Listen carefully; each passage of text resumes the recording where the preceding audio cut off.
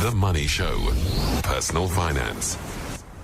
Warren Ingram from Galileo Capital with personal finance. Huge interest in tonight's topic. Lots of messages asking me what time we're talking about Bitcoin. Cindy Paluta from the Eyewitness News team who does sport. She goes, my mom wants to know. I know it's you, Cindy. I know it's you. Her mother-in-law. Oh, yeah, her mother-in-law, please. Only her mother-in-law's got some imagination, Cindy. I hope you're sitting together listening to the wireless. I'm talking about Bitcoin. It's becoming a subject of school car park discussions. People are looking to make money quickly. They've got serious FOMO. Fear of missing out. They didn't get in early. The thing has been flying. It's been getting to record territory day after day before collapsing and pulling back and causing panic. Warren Ingram from Galileo Capital, this is your ideal investment vehicle. But I don't think I read about it in your book, How to Make a First Million. You might have read about bubbles and troubles, and I think this might fall into that category as opposed to my preferred investment vehicle. Right. What's interesting, just looking at it, I tried to get an idea of the growth of the value of Bitcoin, and so from the 1st of January last year, so 1 Jan 2016 to now, it's up about 530%. Which is astonishing. I mean, that's a really good ride on your investment if you've made it. Well done. And if you've been buying it recently, as you say, and I went to look at January this year, up about 180%. So that's an astonishing return. I mean, just incredible. And if we'd all taken all our pensions and sold all our houses and put all our money in there, we could have it could have gone up 5 times. So what's interesting to me and why I wanted to talk about it tonight was the number of emails and calls I'm getting, right up until I heard about it being discussed when I was having my haircut.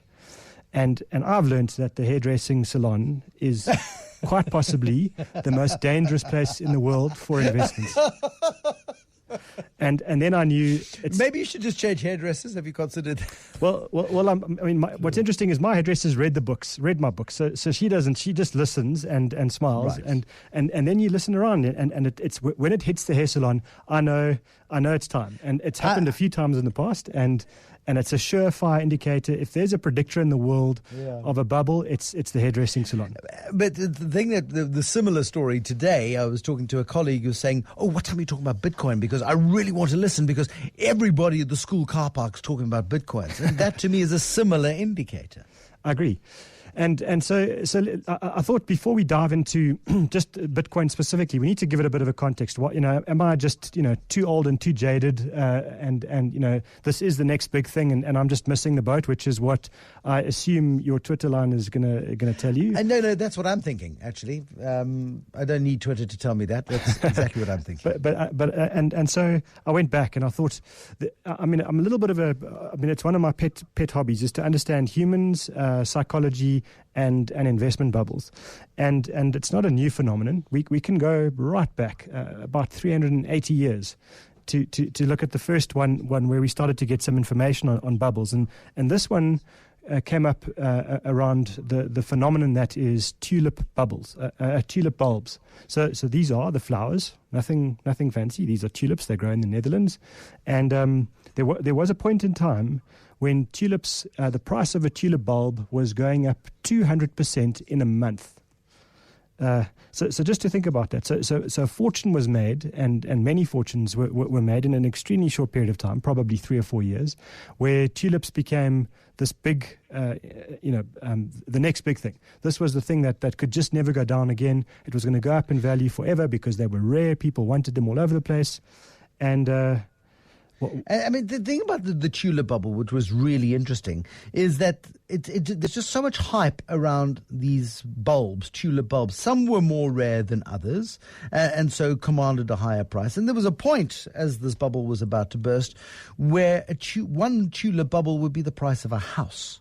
I mean, that's how seriously these otherwise very intelligent people, the Dutch, who were commanding the high seas, who were commanding global trade, were falling for a scam that I don't think was it ever intended as a scam. It was just hype and excitement. It was exactly that. It was hype and excitement, and probably they probably didn't have hairdressers in those days. They had something else, and that's what happened. It was I mean, I think it's quite nice to stay on the sort of the fashion theme, because I think the next one is then a very dear, or not dear, I guess, but very near to South Africans' hearts, and this took place in the 1890s up to 1914, the beginning of World War I, and that was the ostrich feather boom.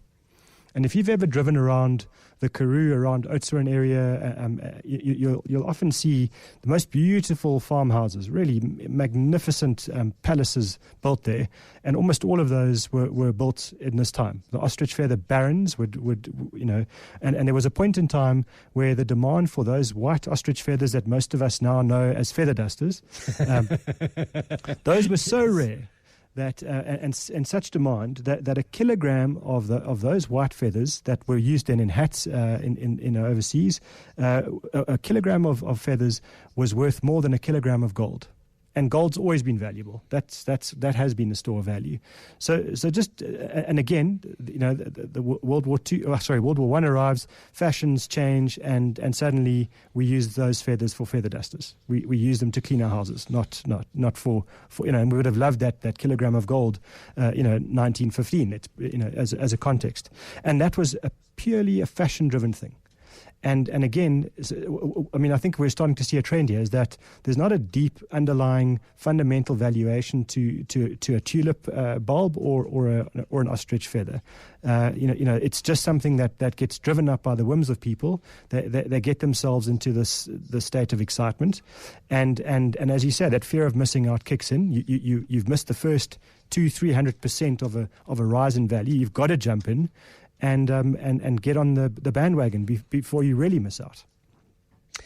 That is the trouble with bubbles. So, I mean, you've given us two great examples. The tulip mania, which caused fortunes to be made and lost. The ostrich feather bubble, and South Africa was connected to that, which caused fortunes to be made and lost.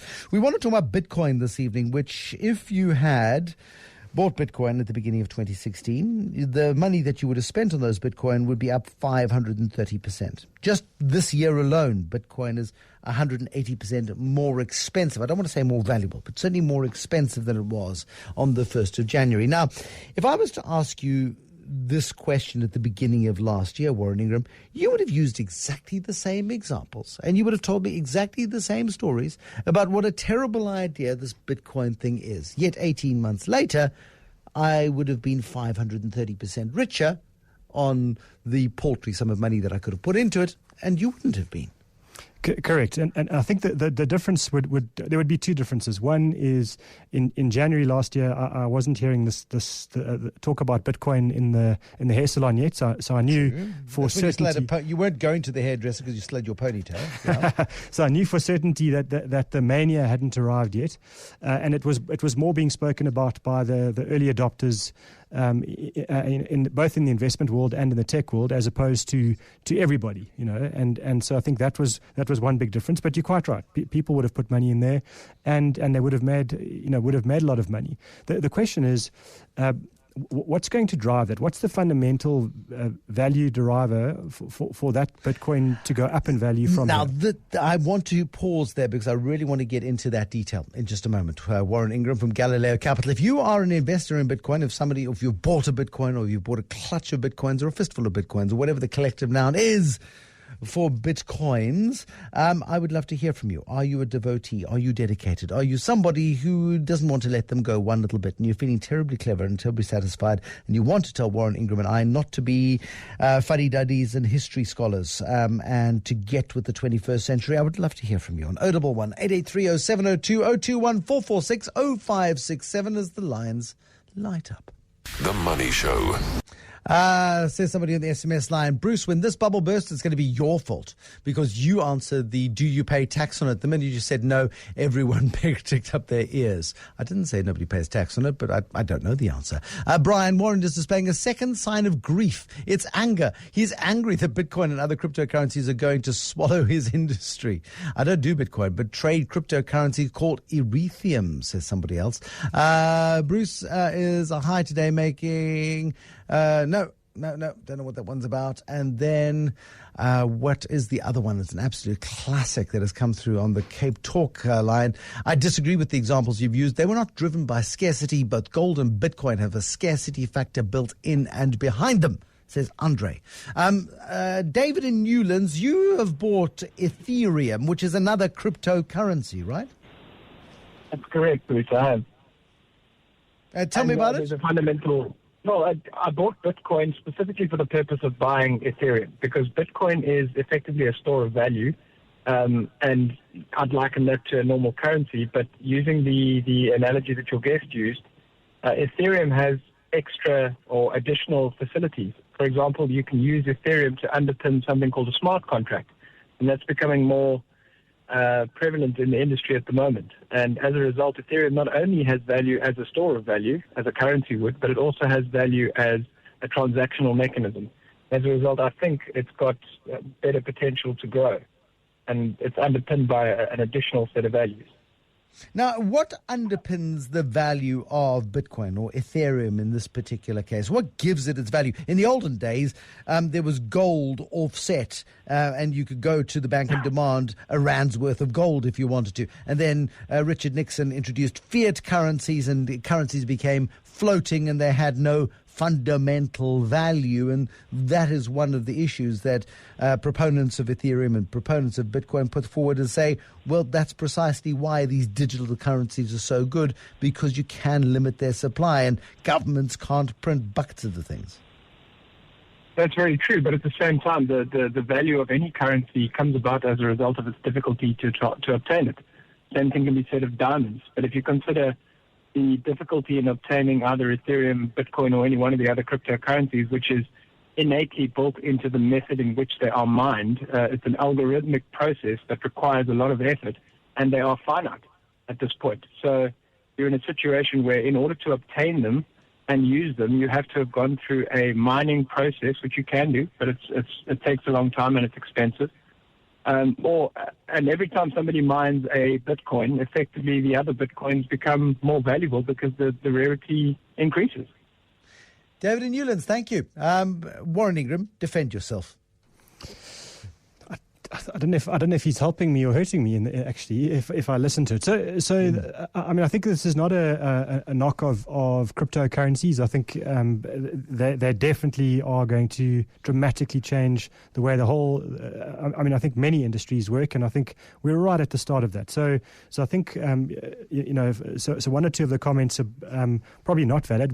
I certainly think it's going to change. For example, when we transfer rands into dollars, it takes blooming nearly a week, and with the cryptocurrency technology or the blockchain technology, I guess, that can happen, literally at the speed of light, and so that to me is fundamental, and lots of things are going to change with that. So it's not that this is about a straight investment fad, and listening to the profits. Sounds to me like of Bitcoin, the language and profits PH, not profits FITS. No, the profits as in the ones that would sell a religious arguments, because at some point they develop a level of faith that's strong in something like this. Okay, well, I mean, here's one. Ari, you believe in Bitcoin. I mean, that's quite religious. Yes, so we strongly believe in Bitcoin. My partners and I that met at university, I'm studying my postgraduate in accountancy, got into this about a year ago exactly. We rode the wave, and then we saw opportunity to bring in the hardware into South Africa. So we focus now solely on supplying hardware to mine Bitcoins or to mine any cryptocurrency. We pay for these... Okay, that's fine. Well, I can understand if you supply hardware to go to a mine to dig a hole in the ground and extract gold. That's hardware I can visualize. Yes, visualize, 100%. create a visual image for me of the hardware you supply? So the hardware is a specialized computer that uses GPUs, graphic cards, that sell algorithms that you get allocated to a specific pool that you do your research on, with different difficulty levels going through different phases within the Bitcoin cycle, such as halving blocks every 4 years, which we just went through last year. And the whole underlying blockchain technology verifies the transactions using these miners. If the miners fail, there is no digital currency. They verify transactions, and you get paid out in cryptocurrencies to run this hardware. Murray, you sound like an intelligent guy. You sound like a guy who knows what he's doing. Warren Ingram, there is a big group of people who are investing traditional money, I'm going to call it that, into something that makes money that you and I are struggling to comprehend. Why is it that it's bugging you so much from an investment perspective? Not the technology that is going to change the world, the blockchain technology that makes it possible to move money across borders and that's freaking governments out, but the hype and the excitement around people who will pay top dollar today for a Bitcoin because they heard it at the hairdressers. I think the point there is that there's no fundamental research. So we've had two different people. I think it's from the sounds of them very intelligent, explaining it to us. Yeah. And in truth, if we were sitting around having a coffee, we'd still say to ourselves, actually, we don't really understand exactly how this thing works. And so if we don't understand 100% how it works, that means we don't understand 100% the risks and the potential downfalls. And I guess the believers will tell us that there's no potential downfalls. This is the next big thing. It's here to stay. And to me, that's always dangerous because it's operating. And I'm not saying in a black box because they have attempted transparency, but it is extremely complex. And the point now is you take and what will happen now is people will get sucked in by this 530% story, and they'll start committing not play money, but significant chunks of their savings, their life savings, to something, not understanding it fully. And if this bubble bursts, and I'll give the benefit of the doubt to say if as opposed to when, which is what I believe, the people at the end of this are the ones that are really going to hurt, and it'll be the people that were dragged in right at the end, committing huge parts of their life savings, and they're the ones that really suffer in this deal. So to me, that's the thing we need to be talking about here. Is yes, all good and well. If you want to take a punt, please do your homework and try and go to understand this a bit better than I can, and then take a tiny view. That's great, and if you have the big ride, that's wonderful. But to me, it's a bit like trying to ride a tiger. It's all good and well while you're on the tiger, but when you fall off, you're really going to get hurt. I was speaking to somebody I respect very much yesterday who said to me, "Oh, I got my Bitcoins at $60." So I said, "What, you're going to tell me you bought 1,000? Because if you bought 1,000, what on earth are you still doing working?"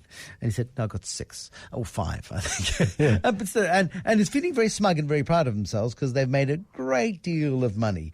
But again, speaking to some people in the Bitcoin trade and saying, "Okay, what do you get your salary paid in?" And they go, "Rands or dollars."